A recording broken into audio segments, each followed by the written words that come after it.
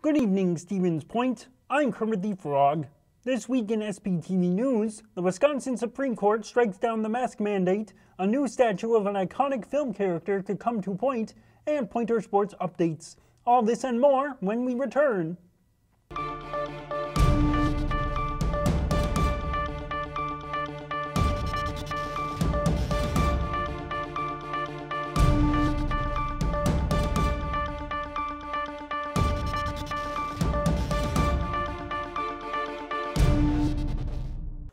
On Wednesday, March 31st, the Wisconsin Supreme Court struck down Governor Tony Evers' emergency orders and mask mandate. In a 4-3 ruling, the court stated that Wisconsin law only gives the governor extraordinary powers for 60 days after the declaration of a public emergency, and that Evers exceeded his authority by issuing multiple emergency orders in response to effectively the same emergency. This ruling also prevents Governor Evers from issuing a new mask mandate, as he did the last time the mandate was struck down. Republican lawmakers praised the decision for reinforcing the equal power between the branches of Wisconsin government, while Democrats argue that this case should not have been granted standing. While the state's mask mandate has been struck down, local governments are still free to impose their own restrictions. Portage County officials stated on Thursday that the plan to issue a local emergency order requiring face coverings. UWSP students were also sent an email stating that UW-Stevens Point still requires everyone to wear a face covering when on campus. This mask mandate has been affirmed by Chancellor Thomas Gibson until at least July 1st, 2021. On April 5th, many states opened COVID-19 vaccinations to all individuals older than 16 years, including Wisconsin. Connecticut opened vaccines yesterday, and over 100,000 people signed up to receive their first dose of the vaccine. Governor Lamont did say there is concern that supply may outpace the demand by late April, as many people choose not to get vaccinated. Rollouts of the vaccine have been working their way through Stevens Point as well. Here at UWSP, vaccines are slowly rolling out to all students and employees, so keep an eye on your email for updates and possible vaccine time spots. If you are not a student of UWSP and still live in Stevens Point, Walgreens, Walmart, Triggs, and Stevens Point Hometown Pharmacy are distributing them. Their wait list may be long, so it is important to be patient as we get more vaccines out to as many people as possible. A full list of Stevens Point area vaccination sites and how to register can be found at the Stevens Point Journal. On Monday, March 29th, the Stevens Point Police and Fire Commission announced their decision to remove firefighter Casey Balin from the city's fire department. On January 26, 2020, Balin was under the influence of alcohol, causing him to show up late to his 7:30 a.m. work shift and crash his pickup while on the way to work. Balin has also been accused of multiple instances of disobeying fire department rules and regulations and harassing women online. Disciplinary hearings for Balin started on March 1st, 2021, after an extensive investigation period starting in July 2020. The fire department hopes to be able to move on from this incident. Fire Chief Robert Finn stated in a public letter, quote, "Moving forward, the Stevens Point Fire Department will continue to provide the same high level of service to our community that has come to be expected," unquote. UW-Stevens Point announced that graduates will have the opportunity to take place in an in-person outdoor ceremony this spring. Graduation ceremonies will be offered on Friday, May 21st and Saturday, May 22nd at the Spec Forum and Sundial. 2020 graduates will also be able to participate. Each graduate will be provided 2 guest tickets for in-person attendance. The ceremonies will also be live-streamed. Face coverings and physical distancing are still being required for these ceremonies. If there are any students that wish to not participate in the in-person ceremonies, a virtual ceremony is also being offered. And that's all the news stories we have for you this week. After the break, Ryan Kreft will give us an update in the world of entertainment on and offline. 90 FM is the University of Wisconsin-Stevens Point alternative radio station. It showcases some really awesome new music and old alternative music. So it's a really great opportunity for students to get involved in radio and in all the processes that happen behind the scenes. 90 FM is an important experience because it offers things that no place else, maybe not only on campus but at other universities. We have a general staff of over 100 volunteers, a lot of which are community volunteers. So those are people that are living in Stevens Point. On this beautiful radio station, you are tuned into College Radio Day, right here on 90 FM, your only alternative. It just has the potential to be something as great as you want to make it. Can you tell our viewers what radio station they should be listening to? You should listen to 89.9, 90 FM, your only alternative.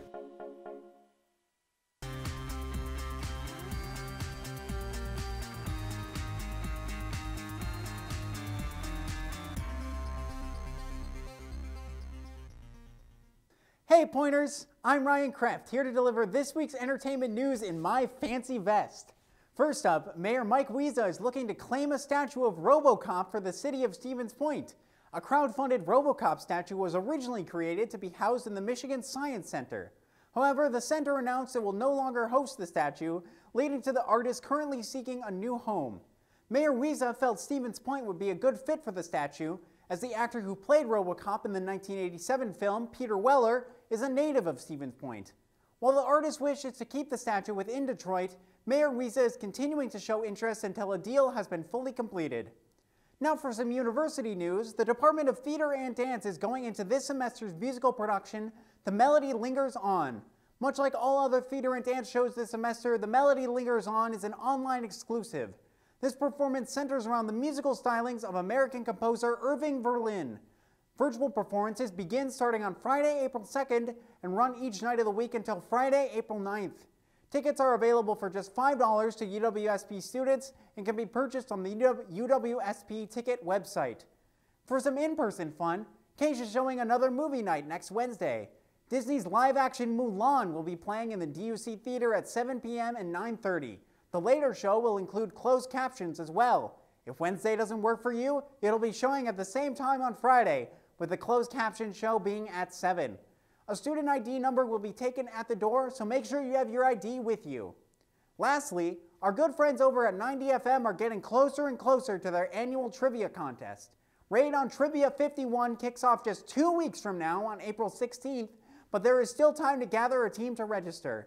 If you do decide to enter, make sure you submit your registration form and fee by April 9th. More info about entering can be found at 90fmtrivia.org, and some earlier trivia questions can be found on 90FM's social media pages. And that's all I have for you tonight in SPTV Entertainment. For more, check out our entertainment shows You Got Game, hosted by yours truly, definitely me, Ryan Kreft. Next off, we'll pass it off to Alex Strofe with SPTV Sports.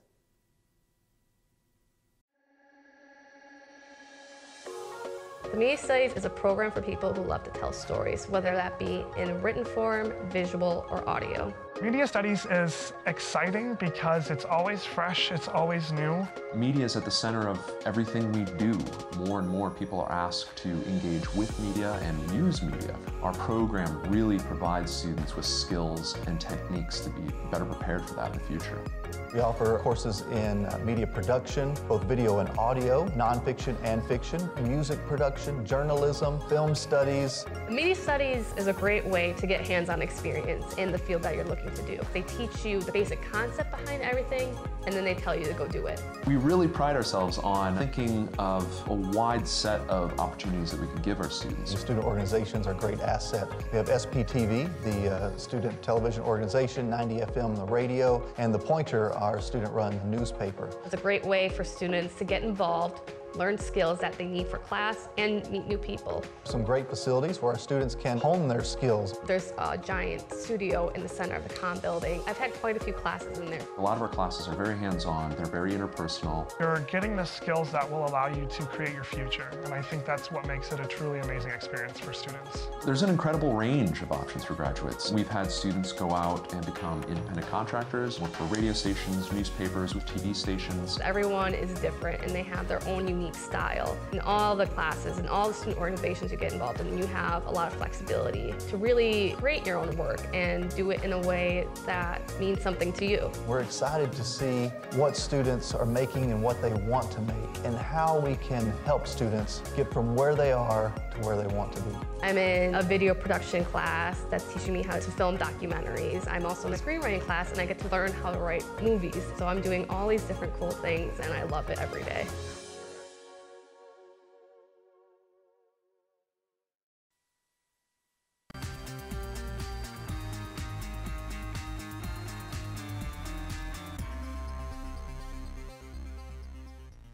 What's up, Pointers? I'm Alex Strofe, here to tell you all about them sports. Let's start with some local sports. UWSP spring sports are back in full swing, primarily baseball and softball. The baseball team is sitting nice at 5 wins, 2 losses, having both games against UW Stout just yesterday afternoon on their home field. At the time of recording, they are off to play another 2 games against UW Stout, this time on Stout's home field. The softball team is doing just fine as well, having 11 wins under their belt with just 4 losses so far. We'll see them play again next Thursday on home soil against UW Whitewater. Tennis and golf are both back on the schedule, though it seems only the women's teams are back to competing. Track has also been running smoothly these past few weeks, and the team is over in Whitewater as we speak. Pointer fans can also look to enjoy some of this sports action in person this spring. In-person seating is available at 25% capacity at both UWSP baseball and softball games. An allotment of visiting seats will be available for the baseball games, but not the softball games. While no seating will be available, fans are allowed to attend home women's tennis matches. At all events, masks will be required and social distancing is advised. For more info about these new seating policies and any changes to the regulations, check the UWSP Athletics website. In the professional world, the Brewers clutched out an upset victory against the Minnesota Twins in a 6-5, 10-inning game for their opening day game. The Twins scored 2 runs in the 3rd inning, 1 in the 4th and 2 in the 7th for a 5-2 lead going into the 9th inning. Travis Shaw, returning to the Brewers' play after a year of absence, hit a 2-out, 2-run double to tie the game up and go into extra innings. In the 10th inning, closer Josh Hader took out the Twins' final hitters, and the Brewers cleaned up an extra point to take home the victory. The Brewers have 2 more games this weekend against the Twins at home before heading on the road to face the Chicago Cubs next week. That's all I've got for you in sports. I'll toss it back over to Kermit for this week's SGA update. Once again, I'm Alex Strofe. Thanks for kicking it with me. Stay safe and stay healthy, Pointers. And as always, roll dogs! Quiet on set. We'll be back in 10, 9, 8, 7, 6, 5, 4, 3, 2, 1. Take Ben. Live at SPTV. Mic check. Audio check. News directors adjusting the sound. Teleprompter running smoothly. Floor director, alert! Cameras are rolling. Bring in the talent. Where's the makeup artist? Anchors ready for the news. Are you ready to join SPTV? That's a wrap. Lights out. Hey Pointers, welcome to the weekly Student Government Association update. The past couple weeks have been really busy for student government. SGA elections took place the week before spring break, and the students have voted Will Shader, their new Student Government Association president, and Julia DeAngelis, their new Student Government Association vice president. New senators for all 4 colleges at UWSP were also elected. Check out SGA social media to see who your new representatives are. Congratulations to everyone elected. Speaking of elections, make sure to vote on April 6th for state superintendent and other local officials. SGA is encouraging students to use their voice all year round. Check out myvotewisconsin.gov to see who will be on your ballot and for more information. The University of Wisconsin-Stevens Point has been designated as a voter-friendly campus for 2021-2022 school year. Communications Director Wegner stated, quote, "We are proud to have a fantastic group of students and faculty who helped fellow Pointers navigate the confusing voting landscape, and we are excited to keep engaging students in the democratic process," unquote. In other news, the week before spring break was Mental Health Awareness Week. Check out the Healthy Hound on Facebook all year round to get more tips on how to take care of your mental and physical health. March 29th through April 2nd was Sustainability Week. SGA would like to thank everyone for participating in the fun events during Sustainability Week and for making an effort to be more sustainable. SGA has announced that April 12th through the 16th is Stop Hate Crimes Week. Check back in on social media to learn how to stop hate crimes. Thanks everyone.